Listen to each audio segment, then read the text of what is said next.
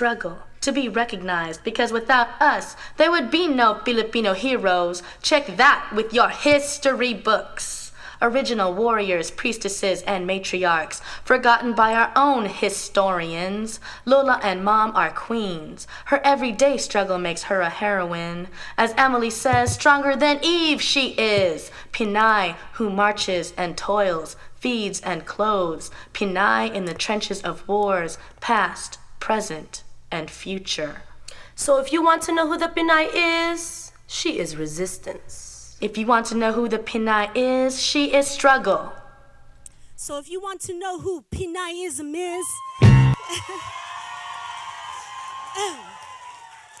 she is resistance. If you want to know who Pina-ism is, she is struggle. 1995. Let's go back. 1995, Dr. Don Mabalon and I were sitting in a class on research methodology at UCLA with the only Pinay professor at UCLA, Dr. Pauline Agbayani-Seward. So we were completely inspired by her because Pauline Agbayani-Seward, she had a child at 16. She worked in the fields. You might know Agbayani village, might be a familiar name, right? So she had that history. She didn't do very well in school. And Don and I were like, yeah, she's like us. We could barely make it through high school, right? She was hella inspiring. This woman, Pauline Agbayani-Seward. And we were there sitting in a Pinay professor's class. And we're like, we're going to be that. Exactly. But what did we do?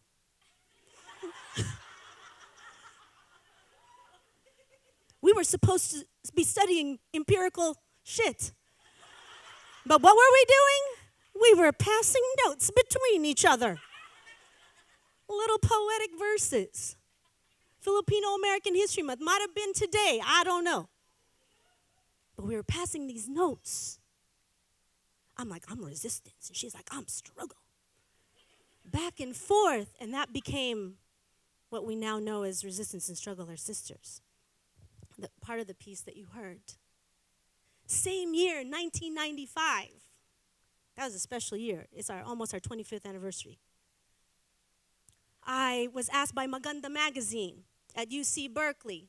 I think at some point, the copy editor, Claudine Del Rosario, was the editor-in-chief at some point.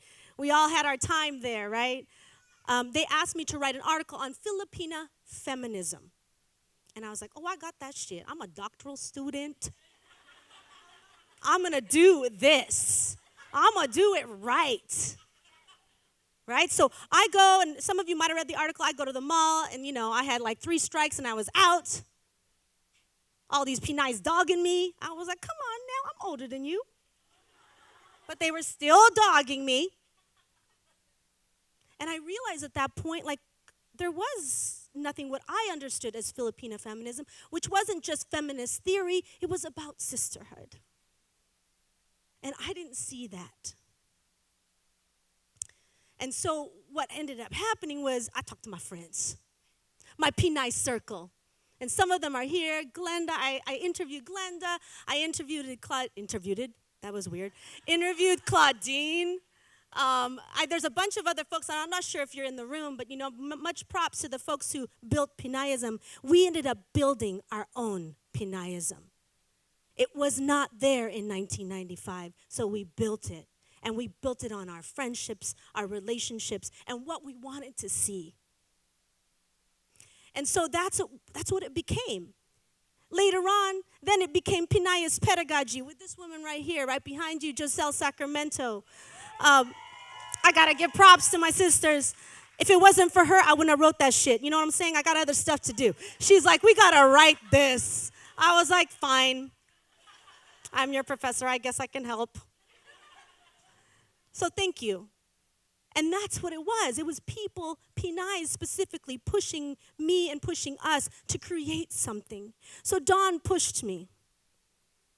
since it's our 25th anniversary in our friendship.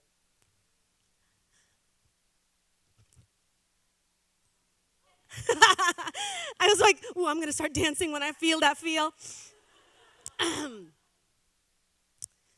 And she's totally with us, and she's like totally on the cloud right there, sitting with y'all, hanging out. And she taught me so much.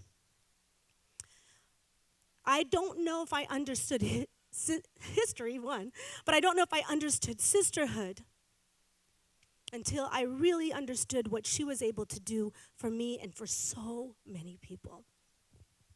So, Pina-ism, and Don loves when I do this, actually kind of doesn't like it, but I'll do it anyways.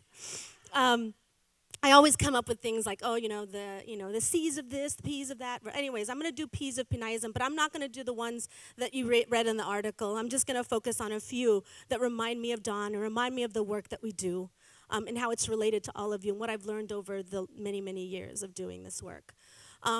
So the first P, everybody, are we ready? For us entrepreneurs, purpose is absolutely number one. And our lightning talk folks, they said it, purpose, purpose, purpose. But I'm going to ask you to think deeper than your intentions. Purpose is not the same as intention. Purpose is much, much deeper. When you look up Pinay or you look up Filipina on the internet, it's still the same bullshit. We're still mail order brides. We're still objectified. And you really have to think deeply, what is your purpose? I love that you are making $1 million. I'm going to call you later. Right? But I'm gonna take a stab at her purpose. It wasn't the $1 million. She didn't call no planner just anything. She called it passion planner. And what does that mean? That's another P. I didn't put that in there, but that's a P. Like the idea of pursuing your passion. And then going back to you can't do that stuff alone. Freedom is whatever Toni Morrison said, freedom. Yeah. Yeah. You ain't alone. Glenda said that last year. You can't do this alone. Don't do it alone. Why? What are you trying to prove? That's white supremacy, folks. They want you to do it alone. They want you to think you have to be an individual in all of this work. You don't. This is so beautiful right now. Look at this room. Your purpose is this room. And it's beyond this room. There are people suffering in the world. Best believe that if we get one opportunity, that we need to pass that opportunity over. And we need to think about that. We need to think about every single time we make $1, what do we do for someone else? And who needs it? And we all, there was a mention earlier, the beautiful, beautiful opening about we are from the same land. Our land is suffering people. And we need to figure out ways in which we can support not just our individual endeavors, but our land, our people, because land is life. So along with that sort of larger purpose and your commitment to yourself, to your family, to your community, to the world, it is also very, very important to go to my second P, which is place. Place matters. Don and I, we create a lot of places. And part of those creating places was because we didn't have them. So I thank you, Gina, for building this amazing summit. Because without you, we wouldn't be here today. And we need to acknowledge that. We also need to acknowledge before you, there were many Pinays who also paved this way for us to sit here. Right? And so this place matters. So putting us in the center, now this is actually from the article, right? Putting Pinays in the center is extremely important because we are always on the margins. We are in the margins of larger society, Asian Americans. We are in the margins of our own community. Sometimes we're in the margins of our own families. But when we bring ourselves to the center, what does that look like? We're the coolest cool? Or we are somebody? I think it's really important to think about when you're at the center, how do you act? What do you decide is cool and not cool? How do you treat each other? How do you make people feel welcome to your center, to our center? Our place cannot be something that you build by yourself. How important it is to understand that place matters, but it's the place that you create. You are building a home for all of us. And that goes to my last P, which is power. I don't always use that P because it makes me feel funny to say that we have power. But clearly, historically, power has been taken away from us. Colonialism, I have to say colonialism at least once in this talk. That shit fucked us up. Wow, all that swearing got me swearing. I feel human. I'm sorry, I don't know. I love you. I'm like totally geeking out right now. Okay. So understand that, like power is key because it was taken away from us. At some point in our indigenous history, we were babaylans, we were priestesses, we were warriors, we were teachers. And those identities were taken from us, and we became chattel. We became mere chattel. We were subjects. Actually, I take that back. We were objects, even worse. We were someone's property. And now we're saying, fuck no. We are no one's property. We belong to ourselves. And that power is absolutely dangerous. And best believe those people need to be scared of us. So in that danger, though, because there's always a but, right? When you get power, you need to realize your power and also know that you can't exercise your power on other Pinays or our community.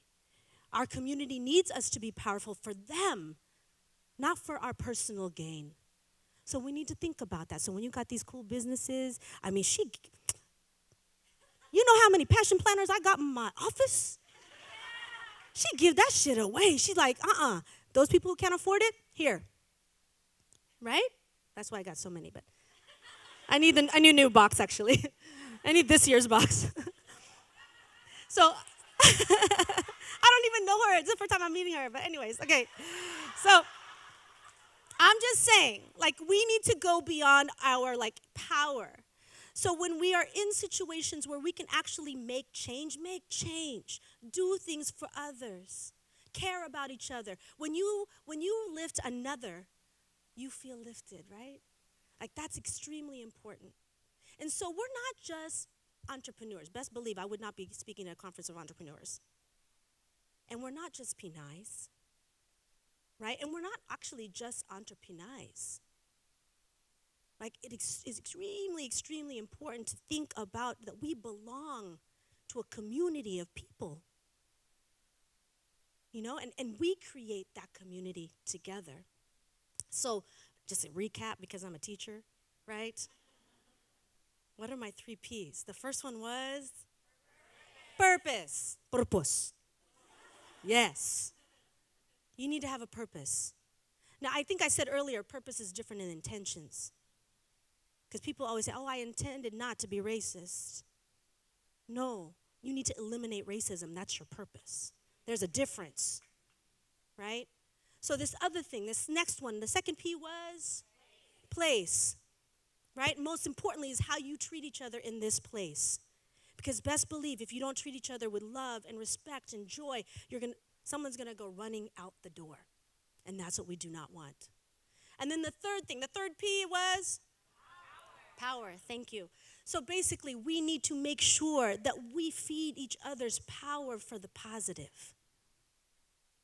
Power by itself can be extremely oppressive.